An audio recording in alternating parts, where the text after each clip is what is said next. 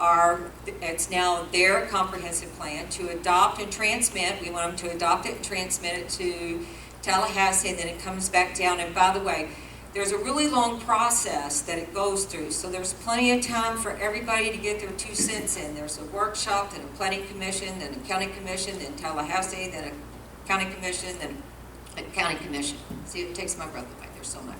So there's a lot of opportunity to participate, and we also had a, over on the clipboard, we have a petition. That one is for the planning commission.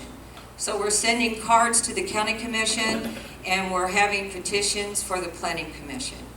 And that's all. Will the notices go out county-wide on this? Because it is a county...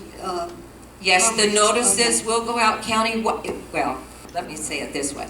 If you're on the list to be noticed of a county comprehensive plan amendment, you will get that notice, and it will be published in the paper just like it would, because it is a county comprehensive plan now. So, any questions? Yes, sir. Wait a minute, I've got to bring the microphone around to whoever has a question.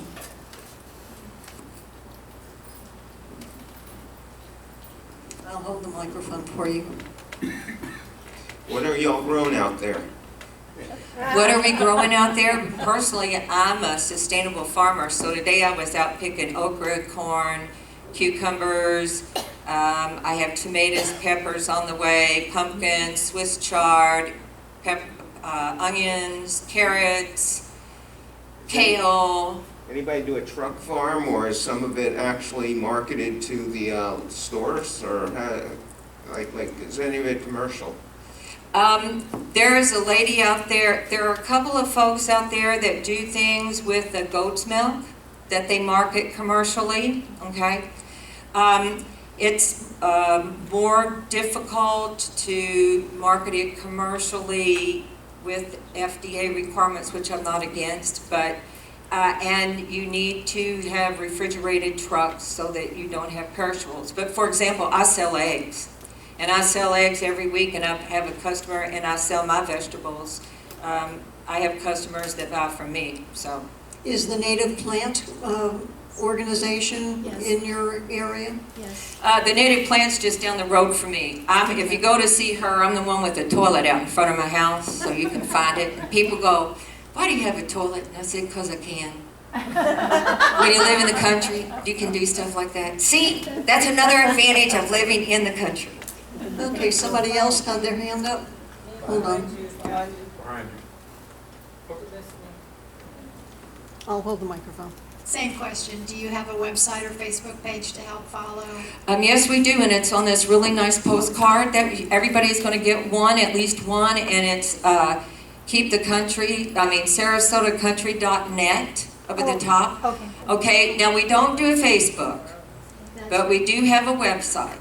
Facebook is a challenging adventure at the least, and a lot of time consuming, and everything that we send to the county, every document that we have, you can find right there. Now, if you want to get on my notice list, then you email me at Mayakka with an I, M-I-A-K-K-A, 1945 @gmail. And what you say is, "I'd like to be on your notification list." And that's the only thing I'm going to use it for. So I'm not going to be like sending, well, I might send and ask you for money, actually, to help us. But I won't be selling it out, you know what I'm saying. Okay. Alex? I get to just sit here? Yeah. Hello, everyone. Alexandra Coe. To this gentleman's question, you know, one of the things that's critically important about keeping the country is, as we grow and urbanize the core of Sarasota County, and as we attract people who want to live in this type of environment, that want to go to these farm-to-table restaurants that are being advertised in our community, that are not truly farm-to-table restaurants, they're just buying their food from Cisco. If we really want to live in a place that supports that kind of sustainable lifestyle, it is critical that we not only keep the country, but that we shift our ideology about what urban development looks like and its relationship to rural development.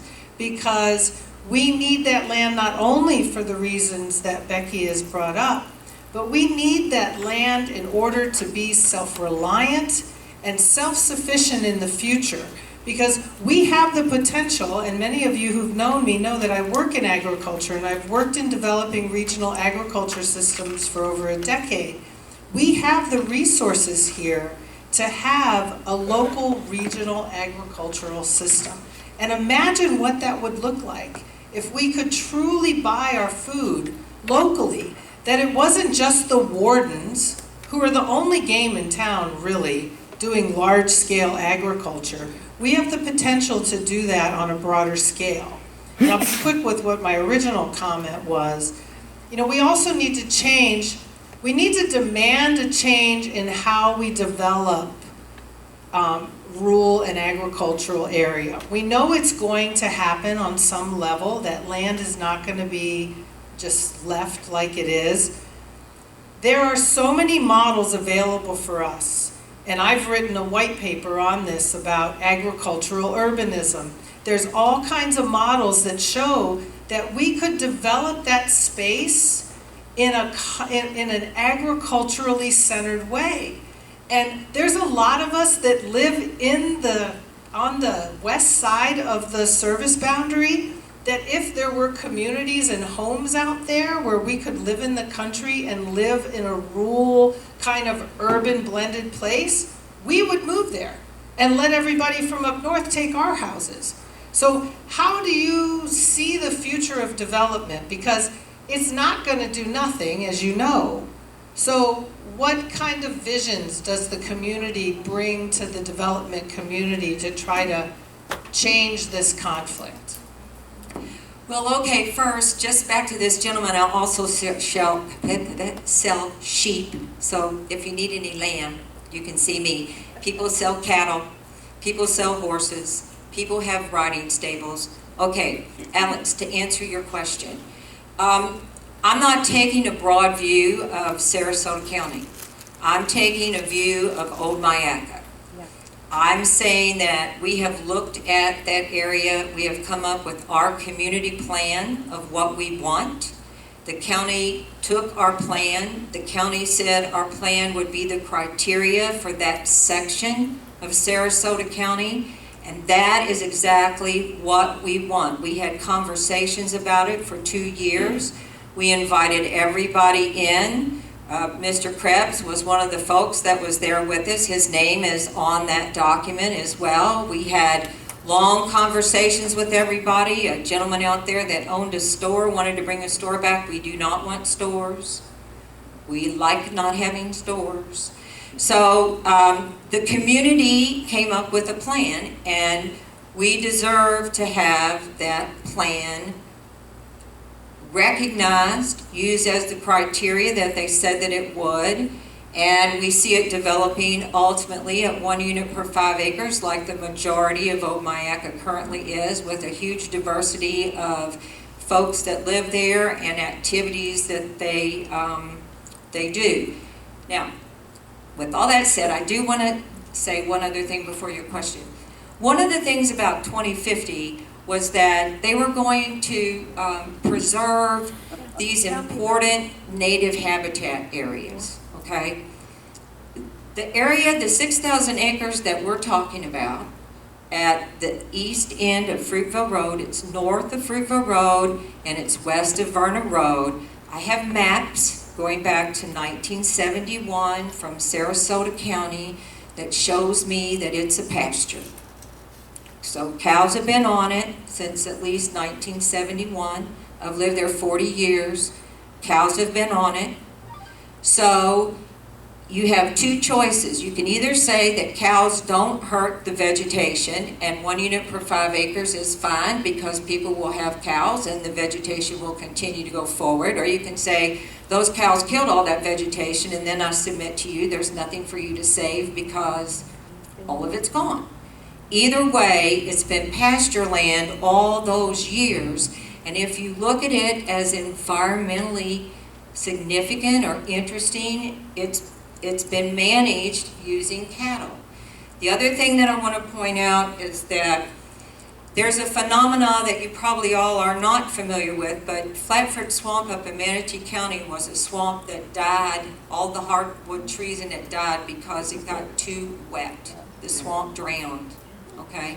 And it drowned because agriculture was all around it, and during the dry season, agriculture uses a lot of water, and lateral seepage went, and so the lower part of the swamp, when it was supposed to be dry, it died, and it went down and it affected Crowley Museum and Nature Center out in Omayaca. They had tree dive. They've had it in the Mayaca River State Park as well. The land out there has been used for cattle, also row crops, hay, and dairy. So there have been anthropogenic, hydrologic alterations to that land. And if you look at where some of the wetlands are, the lower areas, you'll see in the center that there's dead trees. I think that closer examination will show that there's more dead trees, but dead trees aren't like dogs. They don't fall over right when they're dead. They take a while. But you can see that there has been some damage that has been done. So when we talk about what we want to preserve, we've asked the county to go out and look at it carefully, so that we're preserving what we want to preserve, but we're not pretending to preserve something that is past preservation. Did you have a question? Kind of a statement. I know that you don't want to manage a Facebook page, but there is a way to have a developer or somebody that is web savvy, not me, link your website so that all your new posts hit your Facebook page that you don't have to manage, because there's somebody else that I know that doesn't want to keep their Facebook page, but they add a lot of value. You may know Andy Firk, who does all the food foraging. Same. He's in the same boat. Facebook is not his game. So I just look at it, because you could get a lot more exposure. We could at least forward and post. Well, you can forward to our website, I do believe, and they post it. The only, and it's a problem, not an issue, the problem I have with Facebook is that people get on it and they go nuts over it. And you gotta have somebody. Now, I have a Facebook page for the Hootenanny that I do, which is how I raise money for the schoolhouse out there, okay? And I have some lady that manages it. To this day, I still have a man that keeps posting that the 105-year-old schoolhouse, the wood is not the original wood. She takes it down. He puts it back up. She takes it down. Because this is a legal issue, I want to be so precise with the language that we use, and that's why we say if you go to this, we have exactly what it is, everything. I understand you're not the first person to tell me that. Okay. But thank you. Any more questions? Okay, well, thank you. Thanks very much. Thank you.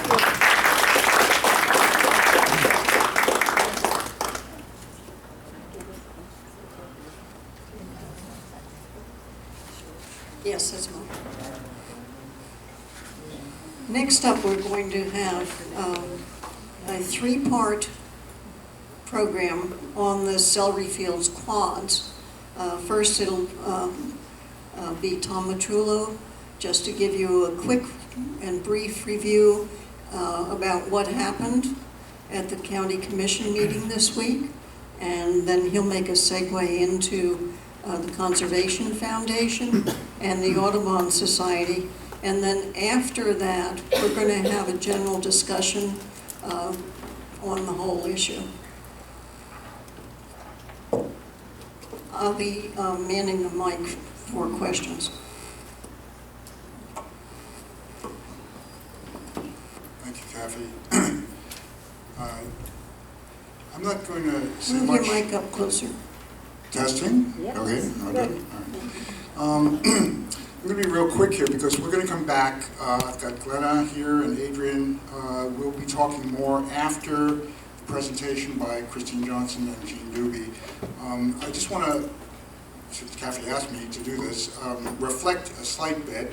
There are people in this room who started out 3 years ago when we first noticed that someone wanted to put an industrial waste facility next to the celery fields. well, let me put it this way. Becky is talking about the standing of Old Myakka, having been there for 150 years. Totally get that. That's precedence, that's priority. That should be acknowledged by the community and the county. We were talking about something brand new, something that was maybe 10, 15 years old, that literally rose out of the ground and was a stormwater project that then evolved into something else. I don't think there's any government on earth that has the code to understand that or to cope with it. So when we walked in and we said to the county, hey, what are you trying to do here? We encountered institutional denial. I mean, it was just profound denial. I'm going to stop with that because I am so curious and so interested to hear from these two magicians who somehow, and I know it wasn't easy, spoke over a period of time with the commissioners, with everybody in the county who they needed to speak with, and persisted until they did a tremendous job. And we were all extremely surprised, excited, and we can't thank you enough. So I'm going to just bring them up. Before you do that, for anyone in the room that doesn't know what went on at the county commission meeting this week, they have agreed to let the planning department develop a conservation easement for 3 of the 4 parcels that are in the quads. That's what he's talking about. That's right. Yes, and we'll want to talk about what happened to the 4th one. You know, we'll get into all that. But right now, we just want to hear from these people. But before that, I just want to say that David Johnson here and Rob Wright here were with us from the beginning, and it's great to see you guys here. And you know the community was behind this. We just had to get people to understand why this thing that rose up and became beautiful needed to be understood and accepted. So with that, I'm going to bring them up.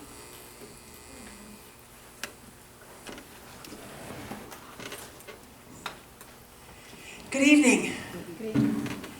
I am Kristine Johnson, and I'm the president of Conservation Foundation. Thank you all for coming out tonight.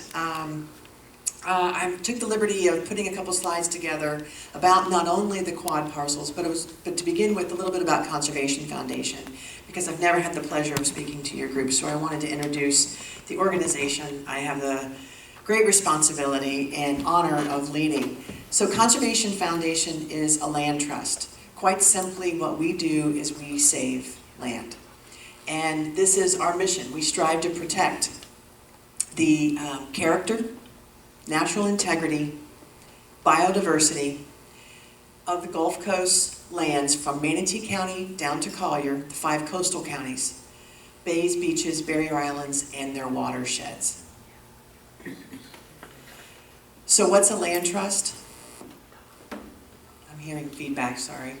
A land trust is quite simply a not-for-profit that saves land. It's this microphone, I'll get rid of it. Okay. It's a not-for-profit. We're an organization, 501c3. We're a charity that works with landowners, willing landowners, and the community to conserve land. As well, we steward the land, which means we take care of the land, and we enforce those conservation easements, and I'll get into what a conservation easement is in a little bit. But conservation easements, what's important, you'll hear me say this over and over again, they last forever. We focus on land adjacent to water.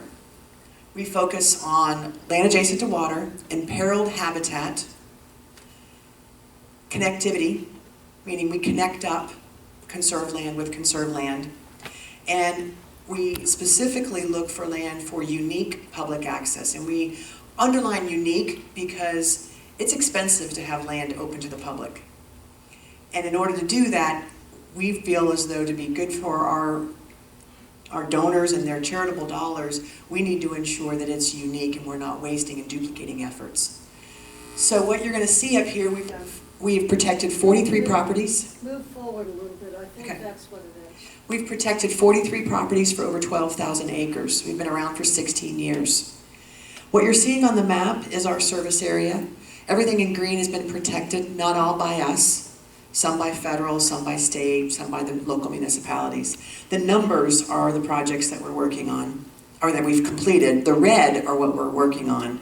And I need to update my slide because Murphy Marsh, right up there at the top, is conserved. We did that over the summer, 543 acres. And it was the hole in the donuts. When I talk about connectivity, that's a great example. You can see that it's got conserved land to the north and conserved land to the south, as well as a little bit on the west. We've done more on the west since Murphy Marsh, but that's what we mean by connectivity.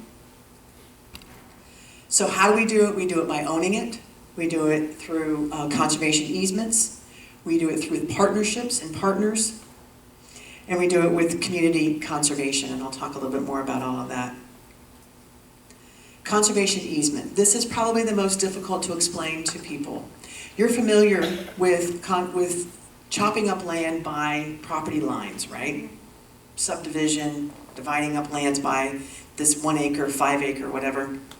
A conservation easement divides land this way.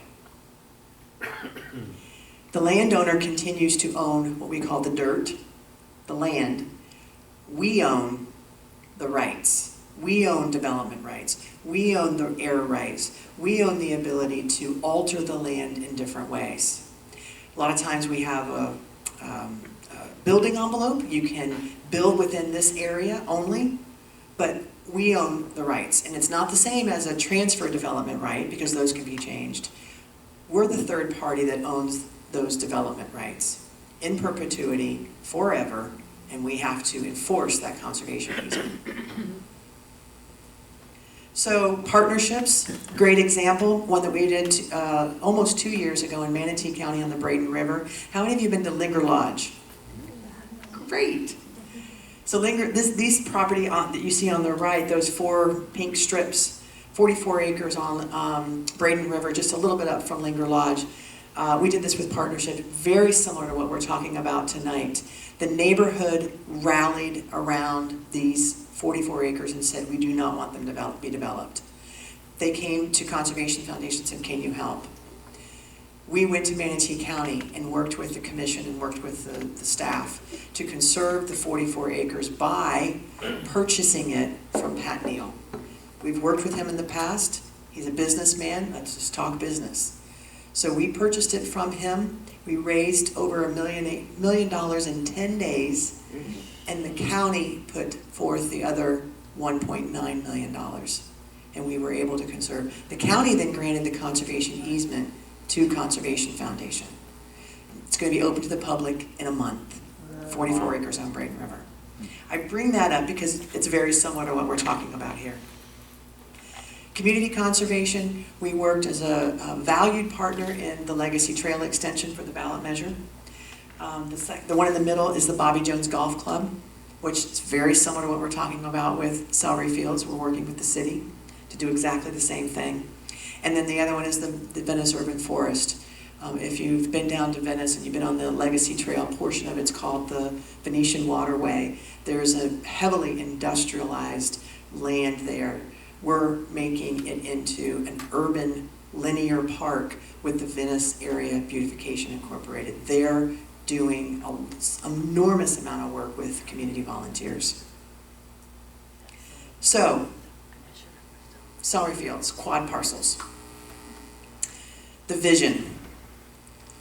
The vision that we presented, Jeanne Dubi and I presented to the commission, was to conserve the properties, conservation easement, and improve them so that they are more enticing to different types of birds as well as people.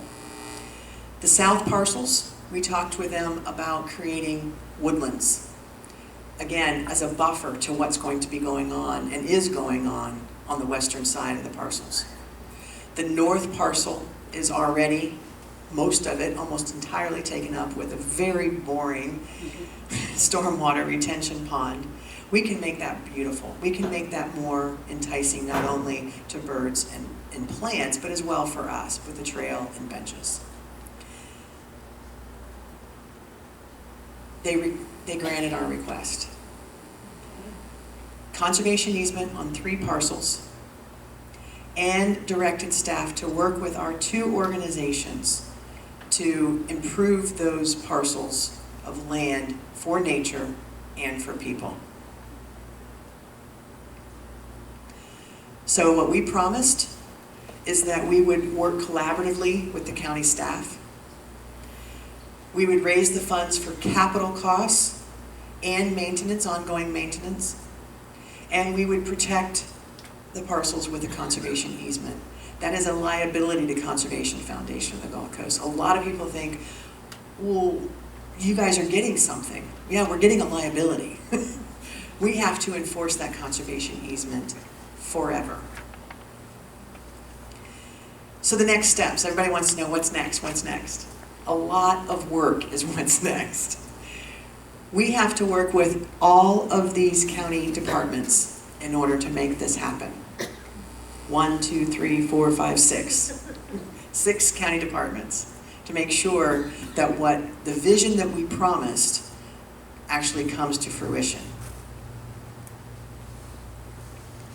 Second, and almost simultaneously, we're drafting a conservation easement that we will present to the county staff. We will negotiate with the county staff, and we will ultimately bring it to the county commission for them to vote and grant the conservation easement to us, that will have in it 3 major things. The conservation values.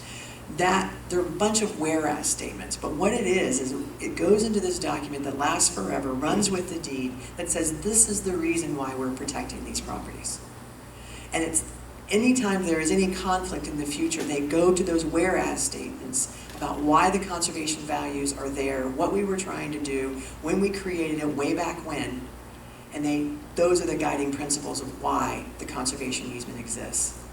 And then the allowed uses and the verboten uses go into the conservation easement. And the next step is community involvement, which my partner Jeanne Dubi is going to come up and talk about. Well, I think we're going to get to questions in a minute.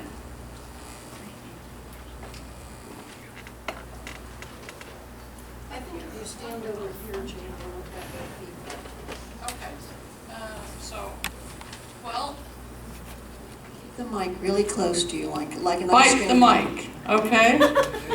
Okay, my name is Jeanne Dubi. I'm the acting president of the Sarasota Audubon Society. I've been with the Audubon Society now since, for about 18 years altogether. I was the president through the entire phase of the stormwater development at the Celery Fields, and identified it then as a place that which would be wonderful for birds and good for passive recreation.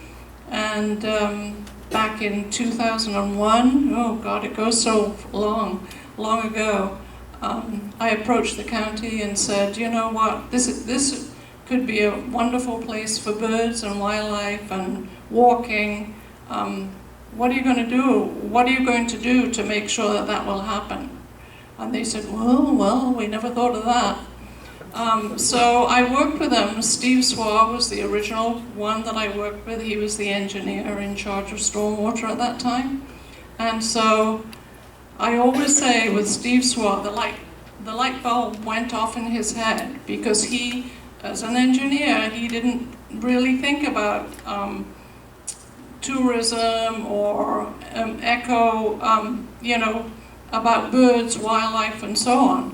And he understood that it would be a terrific place if they could enhance it somehow. And so the county went into this, into a long phase of working with federal, with Army Corps, with DEP, with all of the agencies in order to restore a lot of it. 100 acres was restored in the southern cell. We call it the southern cell, which is the southern part of south of Palmer Boulevard. Anyway, long story short, it became really very, very attractive. We started to see all these birds, we did all these surveys, and then we asked the county if we could have an acre of land and to build a nature center, and they said, oh, okay, go ahead. And then it took us 5.5 years to raise the funds for that nature center. So, as you know, it's now a wonderful place.